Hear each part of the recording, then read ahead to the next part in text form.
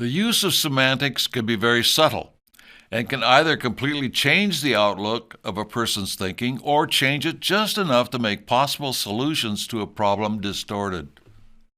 One of these subtle uses of semantics creeping into the discussion about problems besetting our local police is the use of the term law enforcement rather than local police.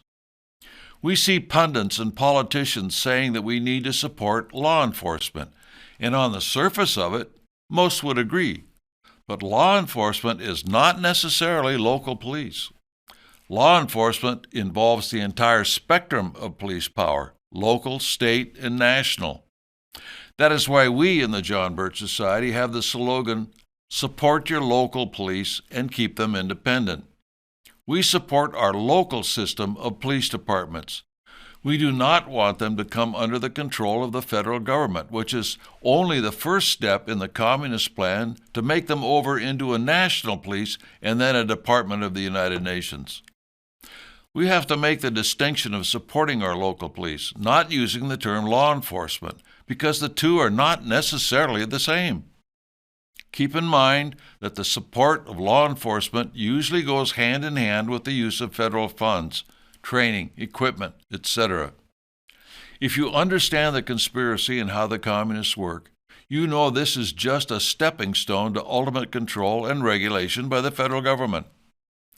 You might think this would be okay for the needs of today, but what about tomorrow, once the local police are under the jurisdiction and regulation of the federal government? Would you want Joe Biden controlling the actions of your local police department?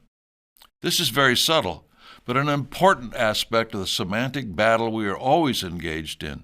The other side always tries to inject the terms and verbiage we use to bend the thinking of the people toward the end they have in mind.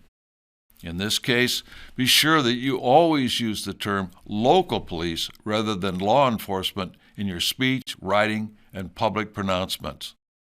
Besides our Support Your Local Police campaign, I would like to also touch on our Stop a Con-Con campaign. The push for a constitutional convention or convention of the states to add to and or alter our Constitution has a great deal of money behind it. From where this money comes from is a closely kept secret of those promoting this initiative. We recommend the Socratic Approach when discussing the issue with people. Ask them questions, which in many cases the answer is obvious, and or gets them thinking about the issue as they've never done before. Such examples as, if those in government are not following the Constitution now, what makes anyone think they'll follow anything new or changed for the better? Won't our problems be solved simply if all Americans understood the Constitution and demanded that our representatives obey it?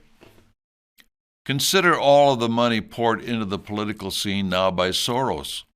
How much money do you think he would pour into any move for a constitutional convention or convention of the states to bring chaos to the proceedings, both inside the venue and outside on the streets?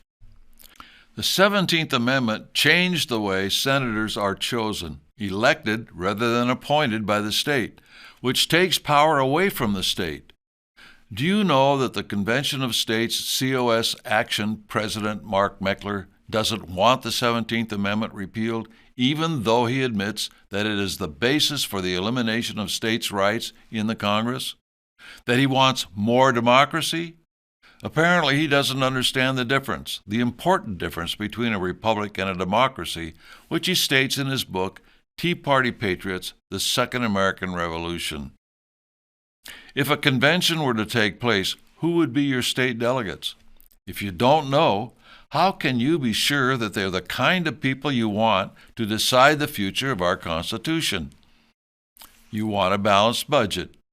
Do you know that there is not a single proposed amendment for a balanced budget that doesn't have a loophole in it for overages in the name of an emergency? This can be done with a two-thirds majority when most budgets are already passed with a two-thirds majority. Here is an interesting fact. Many aspects of the federal government are funded off budget, such as Social Security. I'm sure you can think of many more questions that will put the person you are talking to in a corner. We thank each and every one of you who've been working over the years to stop this move to change our Constitution. Do not become discouraged, and either work to stop current proposals or rescind earlier calls in your legislature for a con. It is important for the future of our country.